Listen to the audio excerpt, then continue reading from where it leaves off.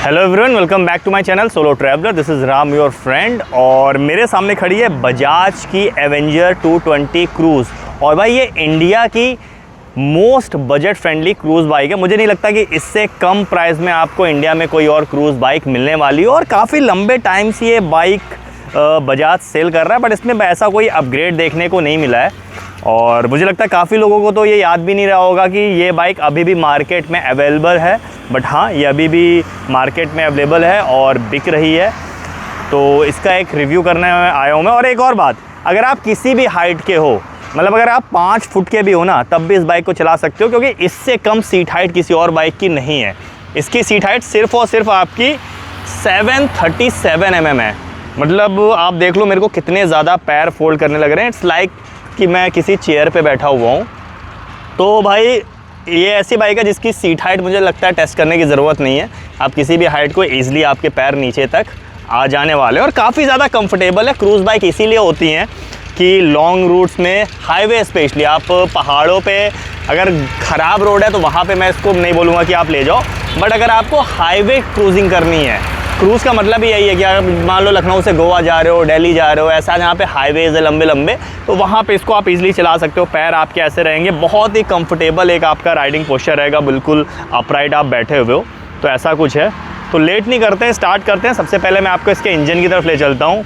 तो यहाँ पर आपको 220 cc का इंजन देखने को मिल जाता है। सेम इंजन जो आपको बजाज पल्सर 220 में मिलता है, ऑलमोस्ट वही इंजन यहाँ पर भी 220 cc का आपको यहाँ पे देख लो। यहाँ पे छोटी सी रेडिएटर ग्रिल लगी हुई है। तो यह आपका ऑयल्ड कूल इंजन है, सिंगल सिलेंडर इंजन है, ऑयल्ड कूल इंजन है 220 cc का। पावर फिगर की बात कर लेते हैं तो 19.02 PS की पावर जनरेट करती है और 17.55 न्यूटन मीटर का टॉर्क जनरेट कर रही है। तो 220 cc इंजन के हिसाब से अच्छी पावर है, अच्छा टॉर्क जनरेट कर रहा है। और बाकी आपको फ्रंट में ले चलता हूँ। तो यहाँ पे देख लो, तो यहाँ पे 17 इंच के आपको स्पोक व्हील देखने को मिल जाते हैं। तो अभी भी यहाँ पे स्पोक व्हील देखने को मिल जाते हैं। और स्पोक व्हील की वजह से यहाँ पे जो टायर है ना, वो भी आपको ट्यूब टाइप मिलते हैं, या आपको ट्यूबलेस नहीं मिलते। तो ये एक चीज़ मुझे लगता है कि बजाज को एटलीस्ट यहाँ पे इतने लंबे टाइम से सेल आउट कर रहा है, तो यहाँ पे अलॉय व्हील्स देने चाहिए थे एंड ट्यूबलेस टायर देने चाहिए थे। क्योंकि यार हाईवे क्रूजिंग में अगर बाइक पंचर वंचर हो जाती है ना, तो बहुत ज़्यादा प्रॉब्लम आती है। 90/90 सेगमेंट के आपके यहाँ पे जो टायर हैं वो हैं। फ्रंट में आपको डिस्प्ले देखने को मिल जाती है, और ये 280 mm की डिस्प्ले है। साथ ही यहाँ पे ABS भी देखने को मिल जाता है, सिंगल चैनल ABS देखने को मिलता है, ये बात याद रखिएगा। बाकी यहाँ पे अगर आप देखोगे तो यहाँ पे डुअल पिस्टन ब्रेक कैलिपर्स आपको इंड्योरेंस कंपनी के मिल जाएंगे। बाकी यहाँ पे आपको फ्रंट में काफ़ी लंबे से यहाँ पे सस्पेंशन देखने को मिल जाएंगे, टेलीस्कोपिक सस्पेंशन है यहाँ पे। और यहाँ साइड में अगर आप देखोगे तो ये रिफ्लेक्टर्स भी यहाँ पे देखने को मिल जाएंगे। और ऊपर की तरफ आपको मैं ले चलता हूँ, तो फ्रंट की हेडलाइट देख लो। तो यहाँ पे आपको हाइलोजन हेडलाइट देखने को मिल जाएगी, और इंडिकेटर्स जो हैं ये भी आपको हाइलोजन देखने को मिल जाएंगे। क्रोम का काफ़ी काम हो रहा है यहाँ पे, थोड़ा सा रेट्रो वाइब्स आती हैं इसको देख के। ये देखो, ये पूरा क्रोम का आपको देखने को मिल जाएगा यहाँ पे, काफ़ी प्यारा सा लगता है। एंड इवन जो आपकी हेडलाइट है उसको भी अगर ऊपर का ये पार्ट देखोगे तो पूरा क्रोम फिनिश में देखने को मिल जाएगा, बहुत प्यारे लगते हैं। काफ़ी बड़ी सी यहाँ पे, बहुत ज़्यादा बड़ी सी विंडशील्ड देखने को मिल जाती है। मैं बैठ के दिखा देता हूँ। अगर आप हाईवे पे चला रहे हो तो ऑलमोस्ट यहाँ पे तो आप हेलमेट पहन रखे हो, और ये जो स्लोप है ना, बिल्कुल भी हवा आपको नहीं लगने वाली। आपको ये विंडशील्ड इतनी बड़ी सी है। इसका ये क्रूज़ वर्जन है, इसका एक स्ट्रीट वर्जन भी आता है, वहाँ पे आपको ये विंडशील्ड देखने को नहीं मिलती। क्रूज़ वर्जन में आपको ये विंडशील्ड देखने को मिल जाती है। तो काफ़ी प्यारा सा सेटअप यहाँ पे आपको देखने को मिल जाता है। एक बार मैं इसका जो लाइट है वो ऑन कर देता हूँ, और ये देखो, ये आपकी लाइट ऑन हो गई है, देख रहे हो आप। तो ऐसी कुछ हाइलोजन लाइट आपको देखने को मिल जाएगी। इंडिकेटर्स भी मैं आपको दिखा देता हूँ। तो देख लो, ऐसे कुछ इंडिकेटर्स आपको यहाँ पे देखने को मिल जाएंगे। और बाइक को बंद कर देता हूँ। अब आप इस साइड में आ जाओ हैंडल बार की तरफ। तो यहाँ पे देख लो, काफ़ी प्यारे से हैंडल बार यहाँ देखने को मिल जाएंगे, जैसे पुरानी बाइक्स में आपके आते थे ना। अगर आप देखोगे तो ये बहुत प्यारे से ये शेप आपका देखने को मिल जाएगा। काफ़ी मतलब रेट्रो क्लासिक टाइप के आपको वाइब्स आएंगे। यहाँ पे ये आपका हैंडल बार है, ये आपका एक्सीलेटर है, एंड यहाँ पे कुछ बटन्स हैं, जैसे ये आपका सेल्फ स्टार्ट का बटन है, ये आपका लाइट ऑन ऑफ करने का बटन है। एंड इसके अलावा यहाँ पे आपका इंजन क्विक स्विच देखने को मिल जाएगा। यहाँ पे आप देखोगे तो ब्रेक लीवर देखने को मिल जाएगा, ऐसा कोई एडजस्टेबिलिटी का ऑप्शन नहीं है। मिरर्स देख लोगे तो ये भी आपको क्रोम फिनिश में मिरर देखने को मिल जाएंगे। इस साइड से अगर आप देखोगे ना, बहुत प्यारे से मिरर्स लगते हैं, ये क्रोम फिनिश में देखने को मिल जाएंगे। यहाँ पे भी अगर आप ये देखोगे तो ये जैसे पुरानी बाइक्स में आते थे ना रेट्रो स्टाइल में, तो रेट्रो वाइब्स को यहाँ पे काफ़ी ज़्यादा मेंटेन किया गया है। इस साइड में अगर आप देखोगे तो यहाँ पे आपको क्लच देखने को मिल जाएगा। स्लीपर क्लच नहीं मिलता यहाँ पे, मल्टी वेट प्लेट क्लचेस जो पहले आते थे वही यहाँ पे देखने को मिल जाएंगे। एंड यहाँ पे आपका हाई बीम लो बीम के लिए ये पास का बटन यहाँ पे देखने को मिल जाएगा। इस साइड में अगर आप देखोगे तो हाई बीम लो बीम का बटन आपको यहाँ पे देखने को मिल जाएगा, ये इंडिकेटर के लिए देखने को मिल जाएगा।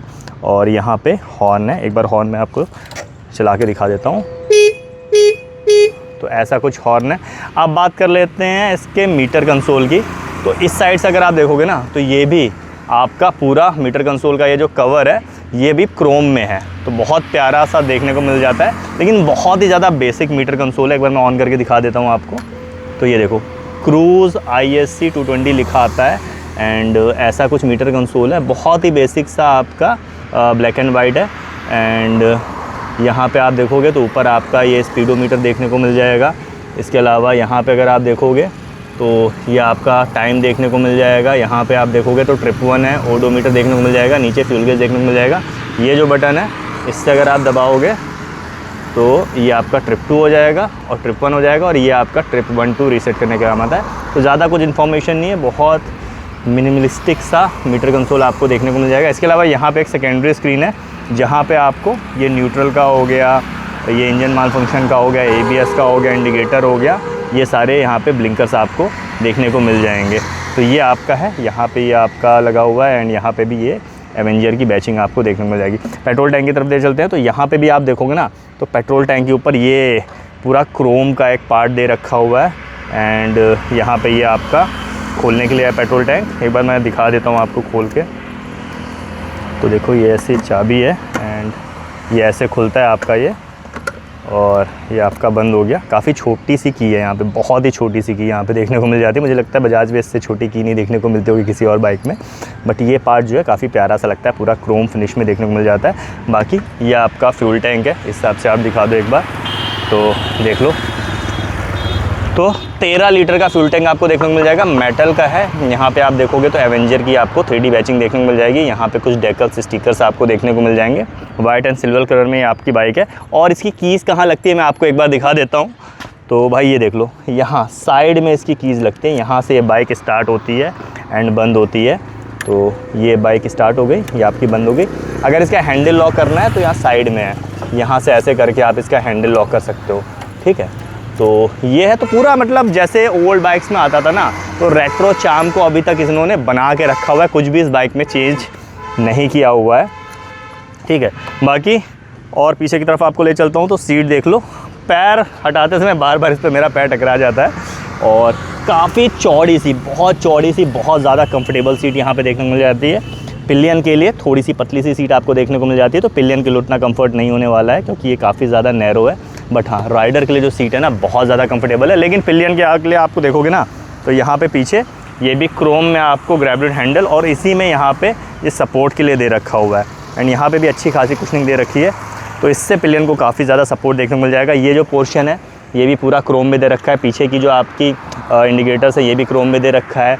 साइड पोर्शन अगर मैं आपको दिखा देता हूँ तो ये साइड पैनल है वाइट कलर का, यहाँ पे 220 क्रूज़ की बैचिंग देखने को मिल जाएगी। यहाँ पे आपका राइडर के लिए आपका लेग गार्ड, राइडर के लिए आपका फुटरेस्ट देखने को मिल जाएगा। ये आपके ब्रेक्स देखने को मिल जाएंगे। यहाँ पे भी ये आपका क्रोम में आपको लेग गार्ड देखने को मिल जाएगा। यहाँ पे साइलेंसर जो साइड में आपका एग्जॉस्ट, ये भी आपका पूरा क्रोम में दे रखा हुआ है। एंड यहाँ पे अगर आप देखोगे तो ये आपका पिलियन के लिए फुटरेस्ट देखने को मिल जाएगा। एंड ये भी यहाँ पे दे रखा है ताकि पैर जो आपका वो जले ना। और काफ़ी प्यारा सा सेटअप है। एक बार मैं स्टार्ट करके आपको बाइक दिखा देता हूँ कि आवाज़ कैसी आती है इसकी।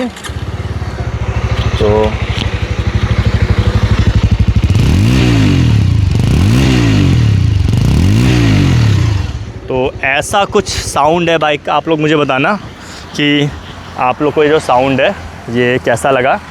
और अब मैं आपको पीछे के टायर की तरफ ले चलता हूँ। तो यहाँ पे देख लो, तो यहाँ पे आपको 15 इंच के स्पोक व्हील देखने को मिल जाते हैं। तो पीछे के जो टायर है उसका साइज़ काफ़ी छोटा है, रिम का 15 इंच का स्पोक व्हील है और 130 सेगमेंट के टायर है। तो ब्रॉड टायर आपको पीछे देखने को मिल जाएंगे।